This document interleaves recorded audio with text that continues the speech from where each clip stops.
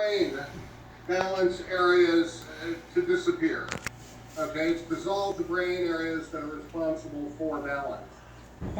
Now, the other possibility is that she has a paraneoplastic syndrome, which is a remote cancer in the cells. Now, she's had breast cancer in the past. Yes. Any recurrence of cancer? Anything? No recurrence. How long ago was that cancer? 2017 January. Okay. In the breast, yeah. The way to make sure that none of the atrophy is due to a recurrence of the cancer is to do a lumbar puncture, a spinal tap, and send the CSF, the cerebral spinal fluid, for lab testing for the paraneoplastic antibodies. The odds are low. I don't think that that's the case. Much more likely it'll be the alcohol. But it's easy enough to rule out the paraneoplastic syndrome. So I'll put into my note that I'll recommend that she goes for a lumbar puncture to check to see if she has the paraneoplastic syndrome causing the cerebellar atrophy. So that's the answer to that. It's not curable, it's not reversible. If it were the paraneoplastic syndrome, we could do something about it. But if it's the alcohol-induced, no alcohol is the treatment. Now, next, she's not using her CPAP machine. She's using a night. Okay. In June, she did the overnight EEG with the 3 channels on her head. Yes. It showed that the CPAP was not effective. She was snoring more than 50 decibels for 45.5% of the night.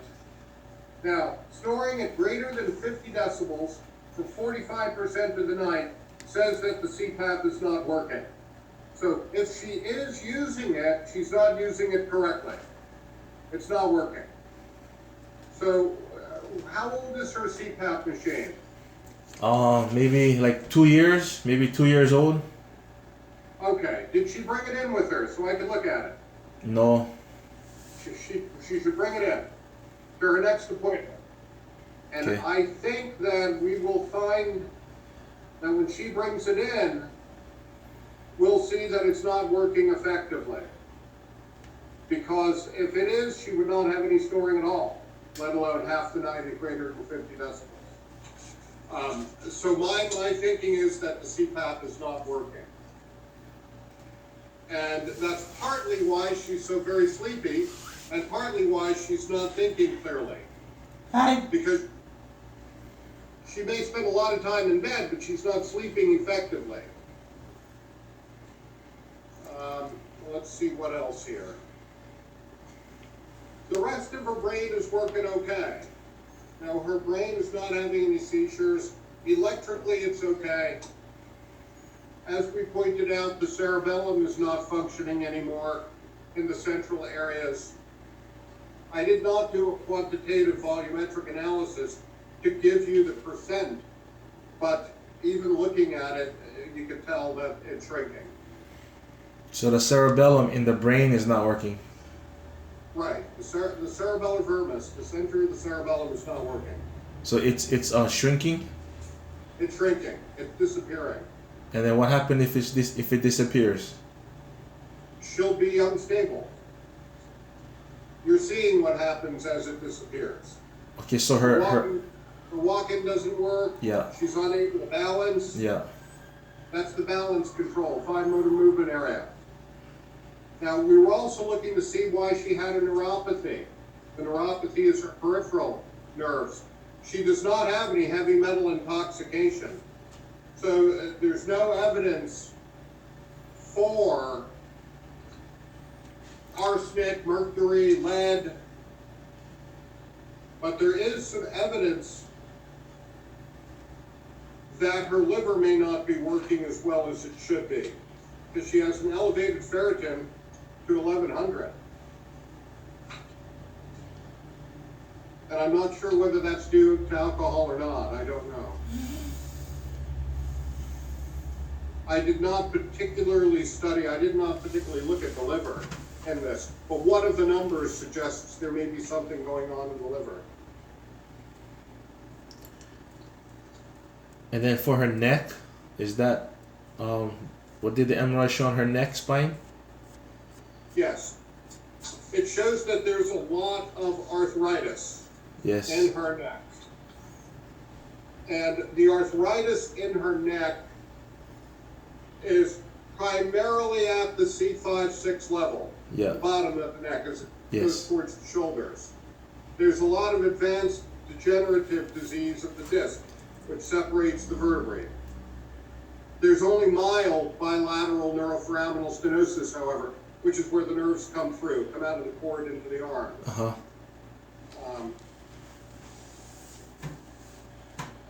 There's no significant central canal stenosis, so there's no myelopathy, where the canal is so narrow that it's squeezing the cord. It's mostly a lot of arthritic changes in the neck. And that would affect her getting up off of the bed, like if she lies down and gets up. No, that's the brain that would do that. Oh, so that's the cerebellum then. That's what's affecting. Right. Okay. Right. The neck is not something that's terribly contributing to any of this. Okay. There's a lot of arthritis. It's not normal, but it's not something that's causing the problems you're seeing. Okay. Is there a difference if the cerebellum is lying flat and instead of being up vertical? Well, it's when you move, Yeah. the cerebellum controls the movement. Yeah. And if the cerebellum isn't working, you overshoot, you undershoot, Oh. you can't control left and right, front and back. Uh-huh. You know, it's like trying to control some of those robotic drones Mm-hmm. with your eyes closed playing on the joystick. You know, you can't tell which way it's going. But you're not able to control it. The control mechanisms are not working. Okay. Now, we did do some blood work for abnormal cancers, and I did not see any. So we did what's called a serum protein electrophoresis, and I did not see any abnormal proteins. So I did, think about and look for potential spread of the cancer, and I don't see any in her blood, Okay. which is good. Yes. So basically, what I'd like is for her to bring in her CPAP machine next time, Okay. because if she's not using her CPAP correctly, effectively, she's not going to do well. And that is something we could fix. That is something we could do something about. I cannot do something about the atrophy of the cerebellum of the brain. That's something that's irreversible. Mm-hmm. But I can do something about her sleeping and her breathing and her daytime awakeness and function. Okay. So the cerebellum just shrank because of all the long time alcohol drink, yeah? Probably the alcohol. That's my best guess. Okay. Because I don't see any evidence that the cancer has come back. Yeah. Will it still decrease, or she hasn't been drinking for 3 years now. So she doesn't drink anymore. So whatever she has, that's just what it is, yeah, kind of thing. Right. Now, it's not to say it's not going to continue to get worse, because it's much worse between 2017 and now. Now, it could also be because in 2017, when they took the photograph using the MRI, they didn't know what they were looking for. Mm. At 2017, they did the MRI. I'm not even sure where they did the MRI, but it's probably not in Honolulu. Yeah, it was over here.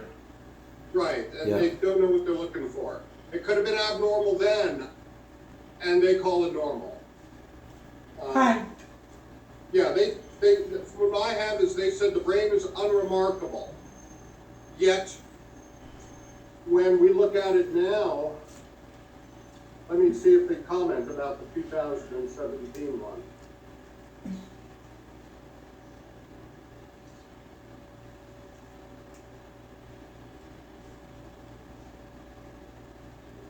Yes, when they looked at the 2017 one, the guys who looked at it said that it was abnormal.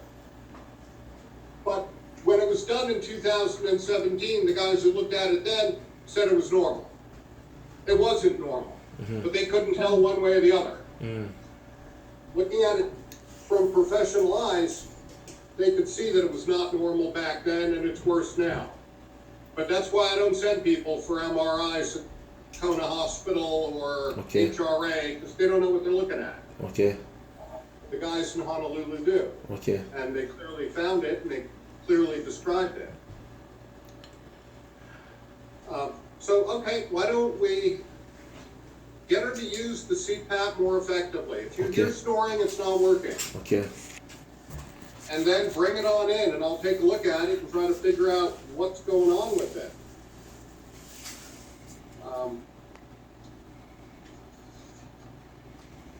But this does not affect the upper portions of the brain, just the back.